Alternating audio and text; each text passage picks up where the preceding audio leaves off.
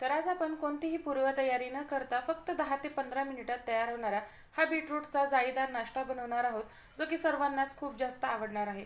अगदी मऊ, लुसलुशीत, जाळीदार आणि स्पॉन्जी बनून तयार होतो आणि यासोबत खाण्यासाठी अतिशय वेगळ्या पद्धतीची चटणी बनवलेली आहे, जो की या नाश्त्यासोबत खूप सुंदर लागते. बीटरूट खायला सहसा कोणालाच आवडत नाही, तर ही रेसिपी तुम्ही नक्की ट्राय करा. चला तर मग पटकन रेसिपीला सुरुवात करूया. नमस्कार, कुक विथ मनीषा यूट्यूब चॅनलमध्ये तुम्हा सर्वांचं खूप खूप मनापासून स्वागत आहे. रेसिपी सुरू करण्याआधी तुम्हाला एक निवेदन आहे. तुम्हाला जर आजची ही रेसिपी आवडली तर प्लीज एक लाईक नक्की करा आणि व्हिडिओला हाईप सुद्धा करा. सुरुवात करूया. तर हा नाश्ता बनवण्यासाठी सगळ्यात आधी इथे आपल्याला एक मिक्सरचं भांडं घ्यायचं आहे आणि या मिक्सरच्या भांड्यामध्ये 1 कप इथे आपल्याला रवा घ्यायचा आहे. तर रवा इथे तुम्ही जाड बारीक कुठलाही रवा वापरू शकता आणि त्यानंतर त्याच कपाने इथे मी पाऊण कप भरून बीटरूटचा किस घेतलेला आहे. तिथे आपल्याला कच्चाच बीटरूट किसून घ्यायचा आहे. वाफून वगैरे घेण्याची अजिबात गरज नाहीये. तुम्ही हवं तर बारीक तुकडे करून घातलात तरी देखील चालणार आहे. त्यानंतर त्याच कपाने अर्धा कप इथे मी ताक घातलेला आहे. ताकाऐवजी तुम्ही दही सुद्धा वापरू शकता आणि त्याच कपाने अर्धा कप इथे आपल्याला पाणी घालायचं आहे. आणि आता यामध्ये आपल्याला चवीपुरतं मीठ घालायचं आहे आणि मिक्सरला स्मूथ असं याचं बॅटर तयार करून घ्यायचं आहे. अगदी झटपट, कुठलीही भांडे भरत नाहीत. एकाच पॉटमध्ये ही रेसिपी बनवून तयार होते आणि अगदी झटपट बनवून तयार होते. इथे मी मिक्सरला छान असं बॅटर तयार करून घेतलेलं आहे. बनवलेलं बॅटर एका बाउलमध्ये काढून घ्यायचं. मिक्सरच्या भांड्याला चिटकलेलं बॅटर सुद्धा 2 चमचे पाणी घालून मिक्स करून काढून घ्यायचं आहे. तर इथे तुम्ही बॅटरची कन्सिस्टन्सी पाहू शकता. खूप जास्त घट्ट नाही किंवा खूप जास्त पातळ नाही. रनी कन्सिस्टन्सीचं इथे आपल्याला बॅटर तयार करून घ्यायचं आहे. तर इथे आपलं बॅटर तयार आहे. यावरती झाकण ठेवायचं आहे आणि झाकण लावून एक 10 ते 15 मिनिटासाठी हे बॅटर आपण मुरण्यासाठी बाजूला ठेवून देऊया. बॅटर मुरून तयार होते तोपर्यंत यासोबत खाण्यासाठी मस्त अशी आगळी वेगळी चटपटीत चटणी तयार करून घेऊया. इथे आपल्याला एका मिक्सरच्या भांड्यामध्ये अर्धा कप सुकं किसलेलं खोबरं घ्यायचं आहे. अर्धा कपच इथे आपल्याला फुटाण्याची डाळ घ्यायची आहे. 2 ते 3 हिरव्या मिरच्या घ्यायच्या आहेत. तिखट थोडंसं या चटणीमध्ये जास्त ठेवा, म्हणजे ही चटणी या नाश्त्यासोबत खूप सुंदर लागते. 2 ते 3 लसूण पाकळ्या, थोडीशी कोथिंबीर घालायची आहे. चवीपुरतं मीठ घालायचं आहे. थोडंसं पाणी घालून मिक्सरला छान अशी चटणी वाटून घ्यायची आहे. चटणी खूप जास्त पातळ करायची नाही, अगदी थोडीशी घट्टच ठेवायची आहे. तर इथे पाहिजे मी ही चटणी मिक्सरला छान अशी वाटून घेतलेली आहे. तुम्ही याची कन्सिस्टन्सी पाहू शकता. खूप जास्त घट्ट असेल तर 1-2 चमचे पाणी घालून याची कन्सिस्टन्सी ॲडजस्ट करून घेऊ शकता, पण खूप जास्त पातळ करू नका. तर इथे आपली चटणी तयार आहे. तर आता ह्या चटणीवरती मस्त अशी चुरचुरीत फोडणी घालून घेऊया. त्यासाठी इथे मी 1 चमचाभर तेल गरम केलं. त्यामध्ये इथे आपल्याला जिरे मोहरी घालायचं आहे. जिरे मोहरी छान अशी फुलली की थोडीशी कढीपत्त्याची पानं घालायची आहेत आणि गरमागरम चुरचुरीत फोडणी या चटणीवरती घालून घ्यायची आहे.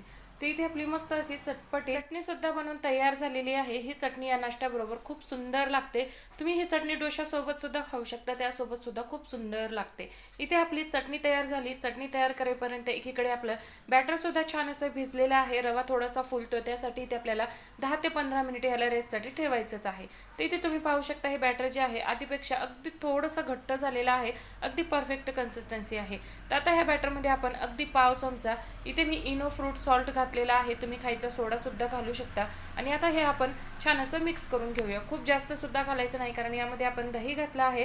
थोडासा सोडा घातला की बॅटर छान असं फुलून तयार होतं. तुम्ही इथे पाहू शकता ह्या बॅटरमध्ये इनो मिक्स केल्यानंतर लगेचच छान असं हे बॅटर फुलायला लागलेलं आहे.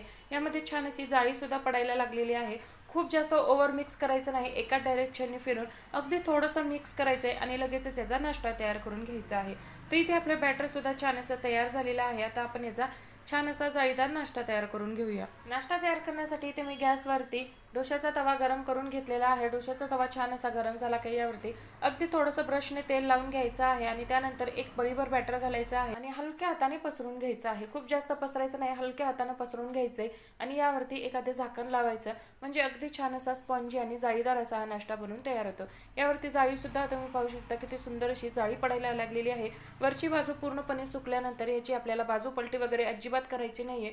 वरची बाजू सुकली की लगेचच आपल्याला हा नाश्ता काढून घ्यायचा आहे.